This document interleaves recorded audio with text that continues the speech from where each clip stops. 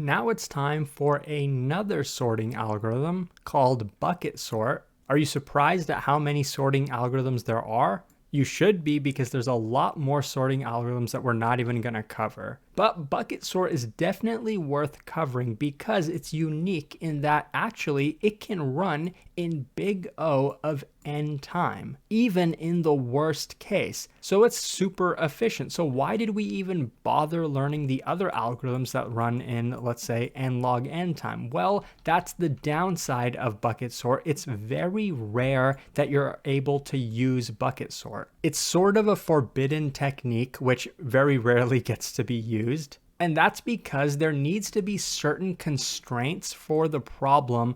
In this case, the constraint is on the specific values that we are sorting. We're only allowed to use bucket sort if we're guaranteed that all the values that we're sorting fit within a finite range. So in this case, the only values we have are 0, 1, and 2. So we can say that the range of values is in between 0 and 2. Now, typically when you have an array of integers, usually the integer is bounded, like it might be a 32-bit integer or a 64-bit integer, and therefore we would have a range, right, like -2 to the power of 32 approximately, all the way to 2 to the power of 32 positive approximately. So we could say that that's our range, but that's a really, really big range, and that usually doesn't qualify for bucket sort.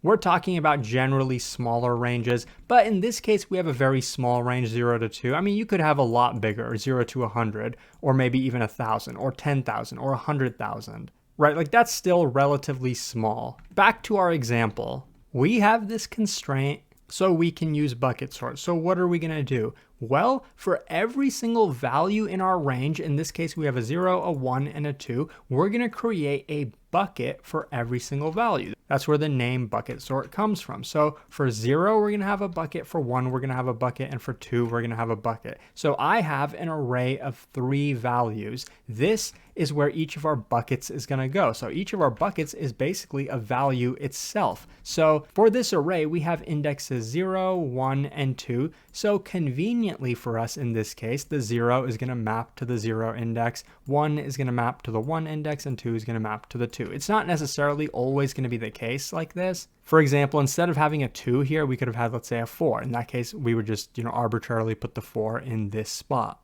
The point is, for each of these values, we have it mapped to a position, and what this position is going to represent is the number of zeros that we have. So what we're going to do here is go through this array, count how many zeros we have, and then put that count over here. So we know we have 2 zeros, so 2 would go over here. Here we're going to put how many 1s are in the input array. We just have a single 1, so we're going to put 1 here. How many 2s are in the array? We have 1, 2, 3, so we're going to put a 3 over here. Now, what would be the time complexity of counting all of these?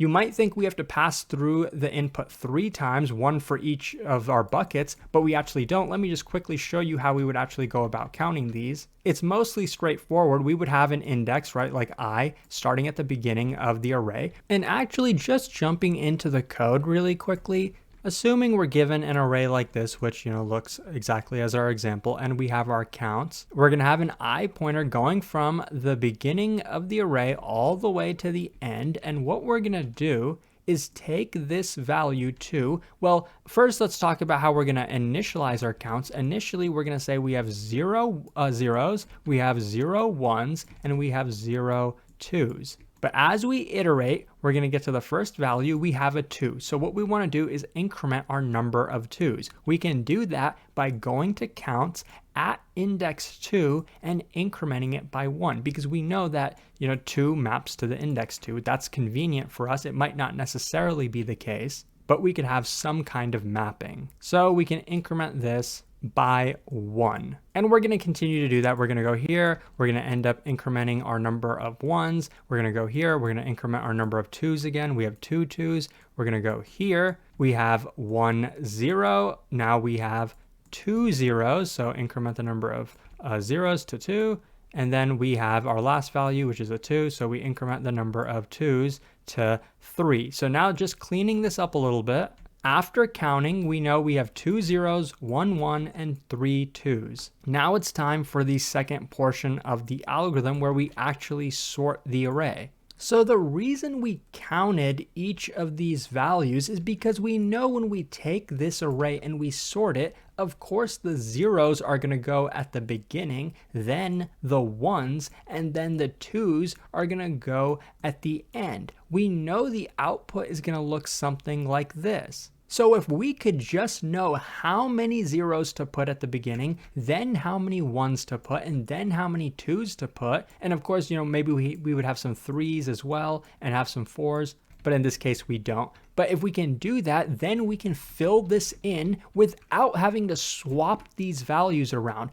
Every sorting algorithm we looked at so far would swap values. We have a 0, we know that's going to go at the beginning, so we swap it with the beginning. But bucket sort does not do that at all. By the time we get to this point where we have counted all of the values, we don't even need the input values at all. We don't even care what these are anymore. We're just going to start overwriting them, and we're going to do that with a couple loops. So our outer loop is going to have a variable called n, which is going to iterate through every position in counts. So we're going to iterate from 0 to counts.length. So we're going to go from here to here to here. By the way, this is just pseudocode. It's not necessarily syntactically correct, but this is the main logic that any program in any language would follow. So we have n. And then in the inner loop, we're going to have a second pointer. Let's call it j, which you can see j is not actually being used anywhere, but we're just using this pointer to iterate this many times. So let's forget about j. Let's just see how many times are we iterating.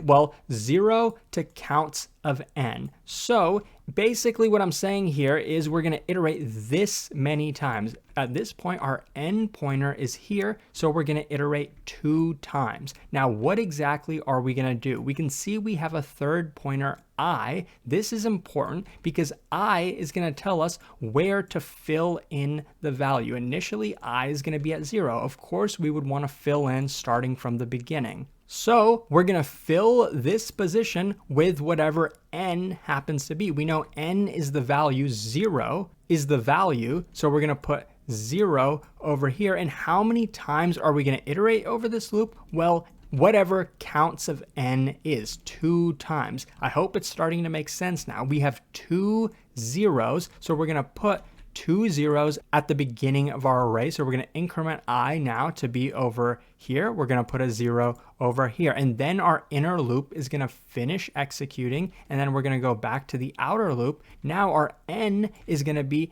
incremented. Our n is going to go over here now. So now how many times are we going to execute the inner loop? Well, n is at 1. How many ones did we have? We only had a single one. So now with our I pointer over here, we're going to fill in a 1, and then we're going to increment our I to be at the next position. And this loop only executed a single time, and then our n is shifted here. So we're going to put a 2 over here. We're going to increment our I. We're going to put a 2 over here. We're going to increment our I, and we're going to put a 2 over here. We just ran that 3 times. So our inner loop is finished executing. Now we're going to go to the outer loop and end up shifting our n one more time. Now it's out of bounds. That's how you know we're done with the outer loop. We're done with the algorithm. Our array is sorted and we can return it. So now the question is, why is this algorithm big O of n? Because don't we have nested loops over here? Well, as I just showed you, this nested loop portion, how many times is this nested loop portion actually going to run? Just because we have nested loops does not mean the time complexity is n squared. We know that this I pointer is going to be incremented every time the code actually runs and evaluates. And as I just showed you, our I pointer is going to start at the beginning and then keep being incremented until it goes out of bounds. How could that possibly be n squared? Just because we have nested loops does not mean it's n squared. Because the first time the loop runs, it ran twice. Then the next time it ran once. And the next time it ran 3 times. All of those are always going to total up to be n, because of course we're only going to have n values these are just the counts, and then we're going to put the values into the array, which of course is of size n. So what I'm saying is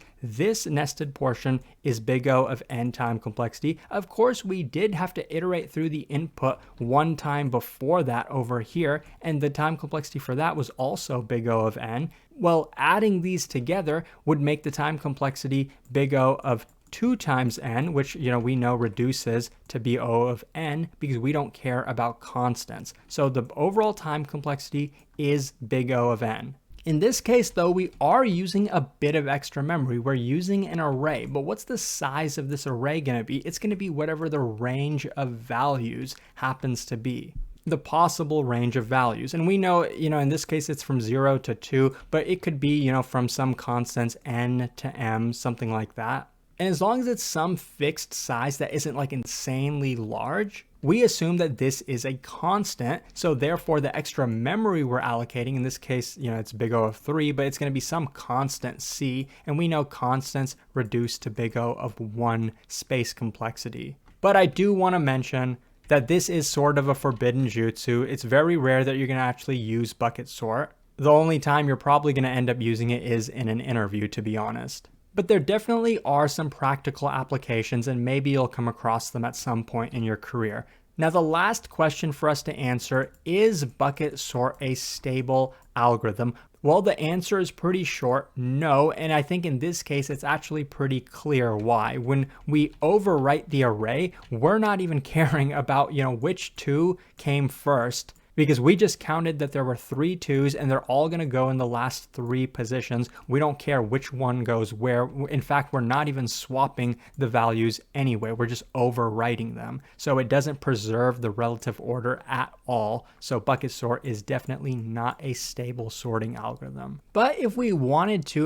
technically we could make bucket sort a stable sorting algorithm, because for example, as we count the 2s, we could preserve that somehow. For example, if this was actually a linked list instead of an array, as we count the 2s, instead of just counting them, we could have actually taken each 2 and added it to a linked list. So we would have a series of 2s like this, where this one would have been the first one, this one would have been the second, this one would have been the last. And then when we finally build the result, we would have put them together something like this. Now, this isn't super important to understand. I'm just mentioning it anyway. It's pretty rare that bucket sort is used on anything other than an array anyway. So now lastly, let's compare our sorting algorithms. So bucket sort, which is generally an unstable sorting algorithm, runs in the worst case in big O of n time, but it's a little bit misleading. Remember I said this is sort of a forbidden jutsu. Most likely you won't be able to run bucket sort